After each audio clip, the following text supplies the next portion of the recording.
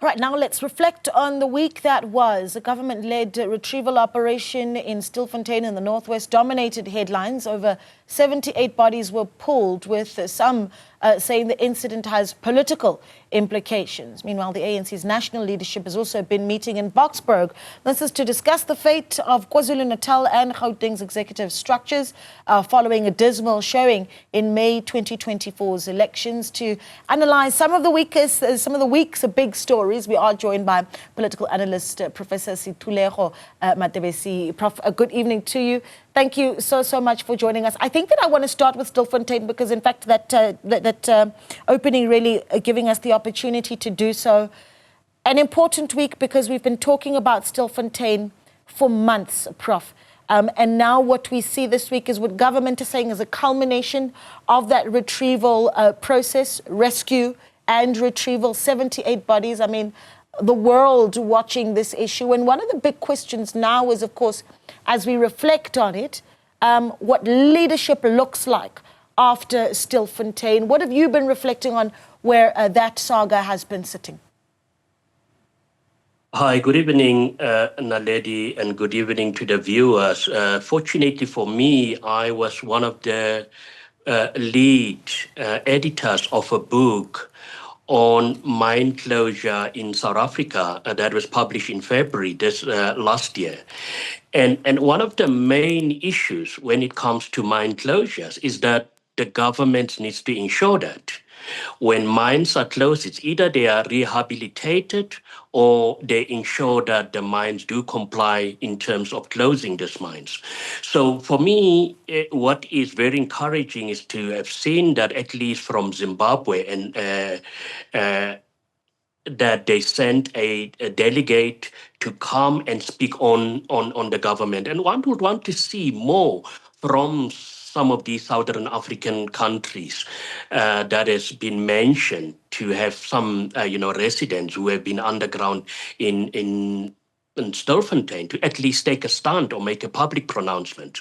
But fact of the matter is, I strongly believe that what we are seeing playing out in front of us, it is definitely a lack of governance and lack of implementing policies that are actually enshrined in our constitution and in our rules and regulations. Yeah. What is the messaging then about, and you talk about a lack of implementation of policies and regulations that are then in place, but a lot of the discussion as well, I mean, earlier on this week you saw the Mineral Resources Minister as well as the Police Minister visiting the small town, and one of the things we heard from the Police Minister himself was that the words used by the Minister in the presidency, with inverted commas, we will smoke them out, were unfortunate, and that being a really interesting talking point this week. So from how we view the leadership decision-making and certainly the messaging from government over Stilfontein, your biggest worries or perhaps what stands out?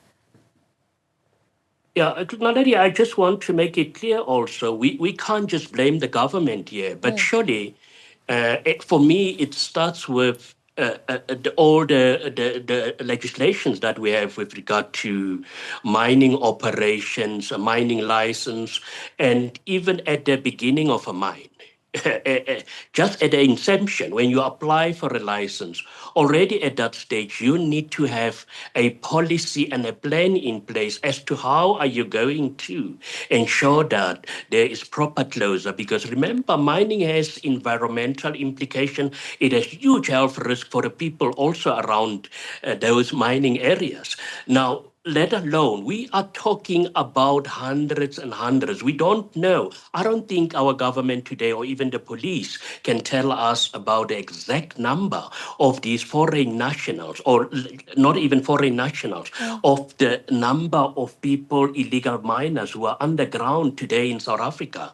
And what is very shocking for me is that if you look at the crime levels in South Africa, which simply tells us a story that somebody can commit a crime and just run over, underground for more than 6 or 8 months. And that for me is another level of this particular story playing out. But in terms of governance, I strongly believe that action should have been taken. I mean, to whom does these mines belong, these dams belongs. So surely what happened when these mines left these shaft open?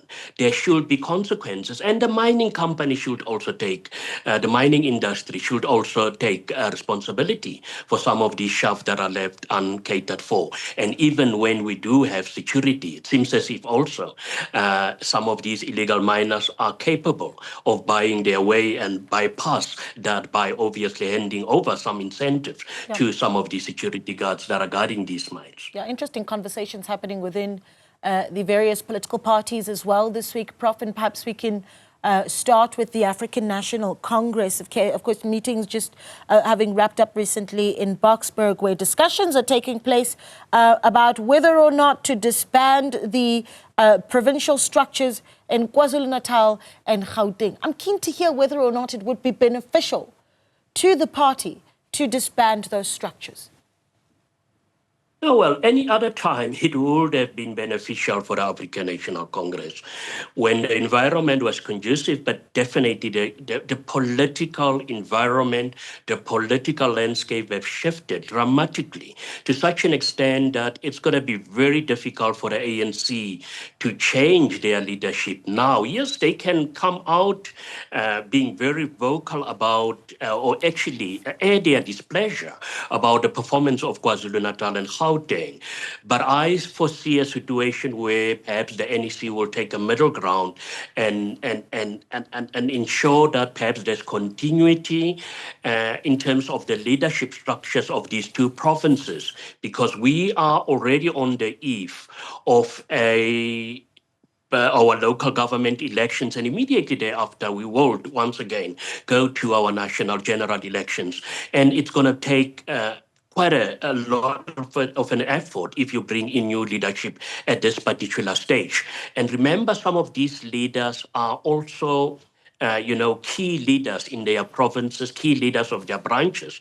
And if you take action against them now, are you not going to alienate them? And will that also not lead to much more rank and file members that will decide on the day of the elections that to sit at home because of being disgruntled by the action that has been taken by the African National Congress? Is that to say that you believe that the leadership of the PECs in Gauteng and KwaZulu-Natal are hold constituencies that the African National Congress certainly will need in 2026 in the local government elections?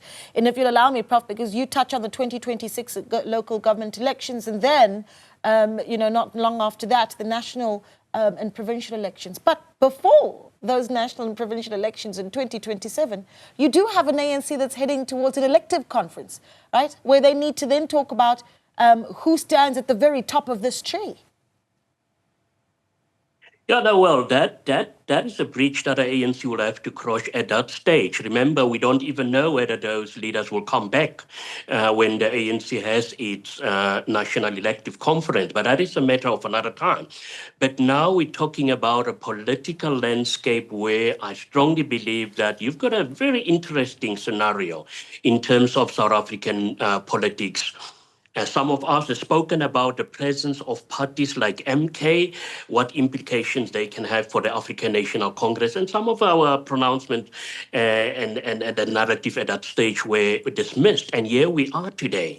And I strongly believe if you look at the opposition, and now you also have a South African Communist Party, which is going to contest obviously also against and amongst the other opposition parties, that in itself is tremendous pressure. So yes, the ANC has to take action, but my question is, did the ANC at national level perform well? And who is going to take the blame for that?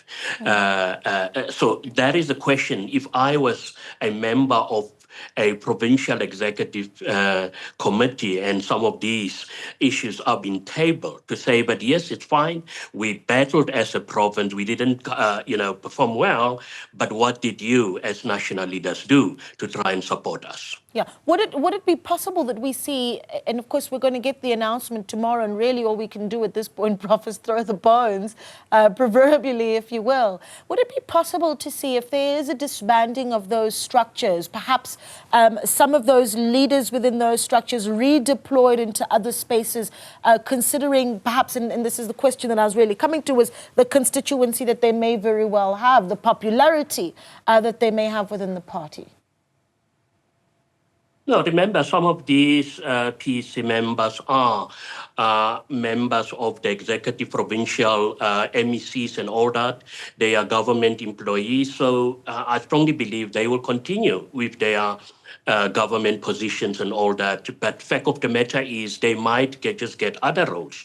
But I don't see a complete overall, because once you disband a provincial executive committee, that simply means that a new structure has to take over. And surely those members will have to play a key role, because you can't just have new members or even NEC members who will oversee the province. You will still need members from those two particular provinces to ensure the smooth operations of the day-to-day runnings of the party in those provinces. Yeah, okay, let's talk about other political parties. You touched on, the impact that the MK party certainly could have on the performance of the ANC in years to come, and yet we saw this week the resignation of the Treasurer General of the MK party, Mtanti. They're resigning, Dr. Tanti Mtanti. What's interesting, though, was in this resignation, of course, he talks about needing to strike a balance between professional and personal obligations. I don't know what you make of that resignation, and if you think it is cause for concern around stability within the MK party. Well, there are moments when we hear about such pronouncement. I mean, if it was the issue of in-laws, we know it's long coming. But with this, I've been following this particular story. I've also listened to the interview of this MK member who resigned now. But for me, I want to believe him now, but sometimes there might have been other pressures that led to this resignation. But at this stage, I strongly believe that perhaps at a personal level, he was not aware the amount, and this is what people often state when they don't want to hurt those that they are leaving behind, to say perhaps, but it's becoming too much, and this is now perhaps having a huge implication on my other obligations, and that's why he resigned from that particular position. But remember, he's not leaving MK, so he will still play a role. But yes, going forward, if you've got these pronouncements where people are resigning every second week from any given party, it does have a huge implications. And it also sends a message where, rank and file members of the party will start to ask, but what is going on in terms of stability within a certain political party? And the same applies to MK party. Yeah, I think we're going to leave it there, Prof. Thank you so much for your time, and we'll be talking some more in the future. The year is still very much young at this point. That, of course, is Professor Sethulego Matebesi speaking to us as we look at the week that was and a chock-a-block week ahead as well. So make sure that you stay with Channel 404.